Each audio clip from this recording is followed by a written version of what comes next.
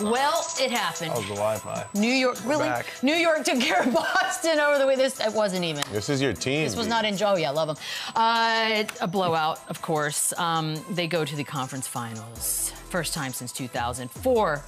Of New York's players over 20 points in this one. It was a hot mess from the Boston side. It literally never, ever even looked remotely positive for Boston by the time this thing even started. Your biggest takeaway from what you saw in the series overall? Just they were the tougher team. I think defensively they were great. They switched up their coverages. They were able to go small, big. And again, this is the Thibodeau where the depth is a concern and the load management with the minutes. But when the playoffs happen and the rotations shorten, it doesn't matter. And their starting five is really good. They were productive every single game.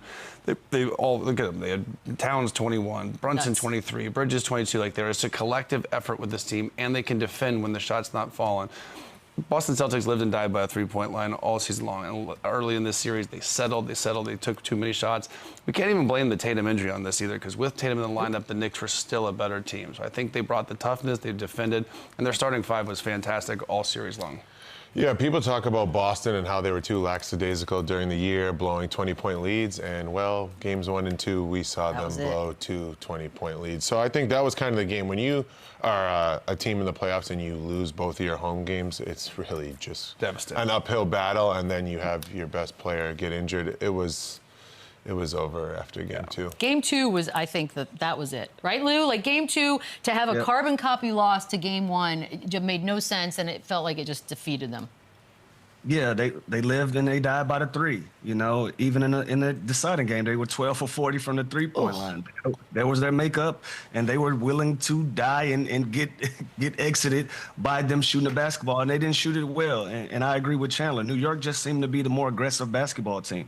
You know, they attacked the rim. They understood the value of still getting 2-point shots, playing with your back to the rim, attacking the basket, playing within the 3-point line. They did all of those things, and they shot the ball well, you know, and they got off to a great start. Anytime that a team gets off to the start that they got off to, winning the first 2 games on the road, then going home and taking care of business as well, they put themselves in a great position. They got off to a great start in this series, and they never looked back. Never really gave Boston a real opportunity, especially with Jason Tatum being down. Even though I feel like they were in head and shoulders above Boston when Tatum was playing, even afterwards. You know, that was just kind of the finishing punch for him to unfortunately go down.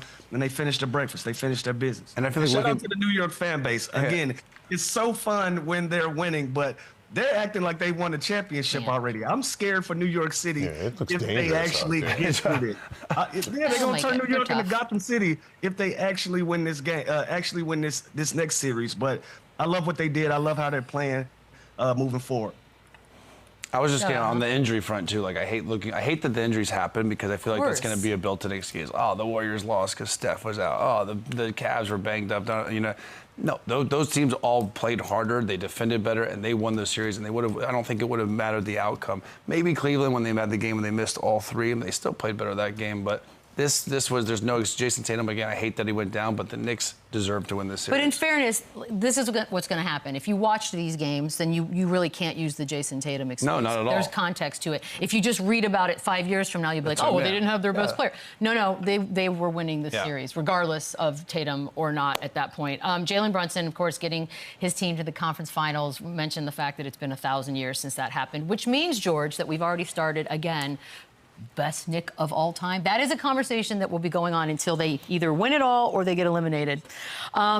If they go to the finals, let's just say they go to the finals but they lose, is he still very much part of this conversation? Yeah, I think he is. But at the same time, Patrick Ewing is just, when you say New York Knicks, that is like the poster. I wouldn't say child, because he's a grown man, he's definitely going to be up there. Jalen Brunson has done some phenomenal things since getting into a New York Knicks uniform. He was great in Dallas, but I think what he's taken the Knicks organization to right now is incredible. And I think if he continues to do that, he will surpass the Boston great Patrick Ewing. He's from Boston.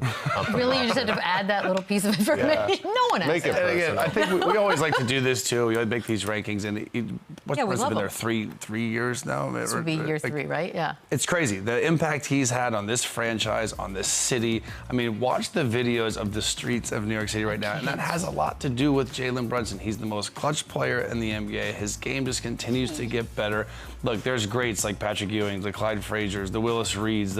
There's a lot of legendary that were there for years. They were there for 8 to 12 years, and all NBAs. And again, the energy that he's brought back to the city, I think he's in this conversation. He has been fantastic, but. Yeah, go to the finals now. Go to win a championship now. Well, winning that's another story altogether. Then he's not paying for a meal for the rest of his life in New York. Winning's a different thing. Yeah, he's already in that conversation. Obviously, it's subjective. People are going to rank him however they want to rank him, depending on the style of play that you like from your personal favorites. But he's already in that conversation with Willis Reed, with Clyde Frazier, with Patrick Ewing. The impact that he's had in these short 3 years is just as impactful as everybody else. I forgot Chandler back with his ice again, Beadle. There you go. Only when you're talking. Total pro, dude. Total pro.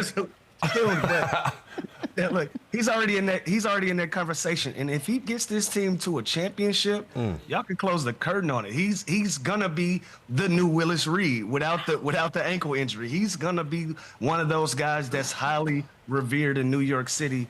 Him already being there, so I love the fact that he embraces it. I love his attitude about it. I love the way that he goes about it. I wish he can drag Cat into this conversation with him, but standing alone by himself, he's by far already in there. Wait, what? Why is Cat catching strays? It is great. When I think of the Knicks right now, I think of Jalen Brunson. That's not a stray. Like when we think about Patrick Ewing, we think about Allen Houston, we think about other guys that have also had big impacts. That's not a stray for Cat. Cat is already there, but when we talk about the greatest of all time, I want him to bring him into that conversation as well. And Cat is going to have to be so pivotal in this next round for that to be it. I think he's already a talented player. I think they already love him in New York. He's a Jersey guy, obviously, but when we're talking about of all time, he got another layer that he has to get to as well. That's all I'm saying. Cat, I feel like he's still in that weird zone where they could turn on him if things go really, really bad. I think Jalen Brunson is cemented now. He is. There you go. He's great. Yeah, Cat, you're still on. Cat could have one. Cat is a one conference finals series away from them hating him. Correct. He can go either way. Jalen Brunson could average 13 and it's fine. Yeah. He had to chalk it up to a bad series. Yeah, he did everything else. So you know what? He was tired. He was exhausted from the first 2 series. By the way, the fact that, speaking of Cat, the fact that he's in the conference finals, Julius Randle and DiVincenzo are in the conference finals, Lou. It's not often that a trade feels so perfectly even, but is it fair to say that this was great for both? It worked out. It worked out for both sides. They got off to a shaky start for Minnesota. We wasn't sure whether that was the right fit, but we were wrong there, or we were just impatient. It took them some time. It took them some time to figure out for both Julius and DiVincenzo to get their feet up under him in Minnesota and figure out what they needed to do to be impactful for that team. Cat had early success in New York, so we gave them the early vote that they won this trade. And now that you look back, all 3 of these guys are in their conference finals, their respective conference finals. But all 3 guys have an opportunity to compete for a championship and get some hardware at the end of the season. So it's worked for both sides pretty evenly and pretty clean.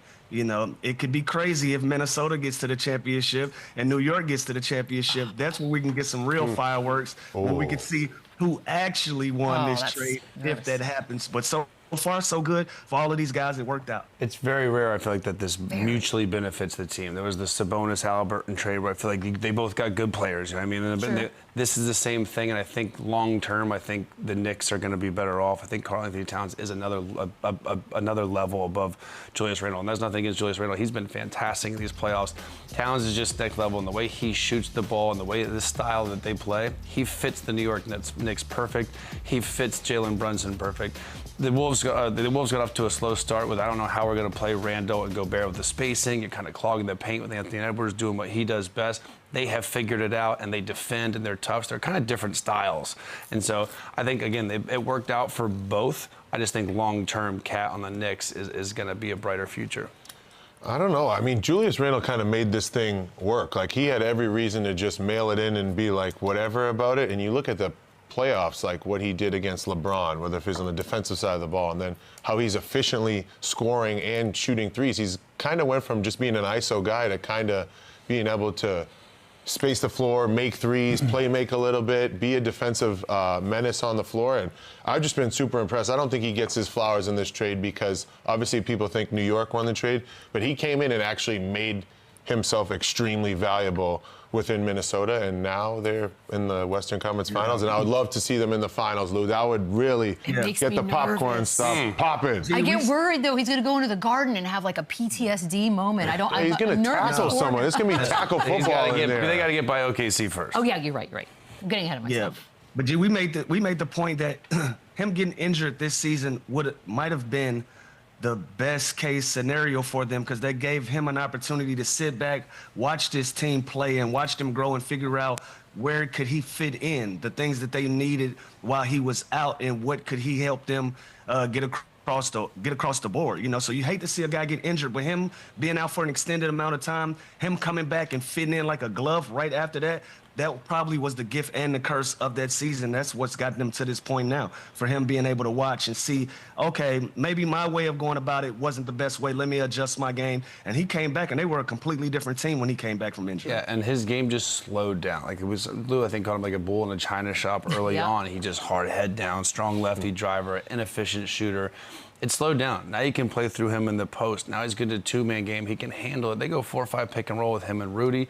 This is the same guy we were talking about months ago. Should they take him out of the starting lineup and start Naz Reid? They're better small. Do we trade him? And that narrative has completely shifted and gone away. And like Georgie just said, he was better than LeBron James, and now he's going to have to be better. He's going to have to be the second best player.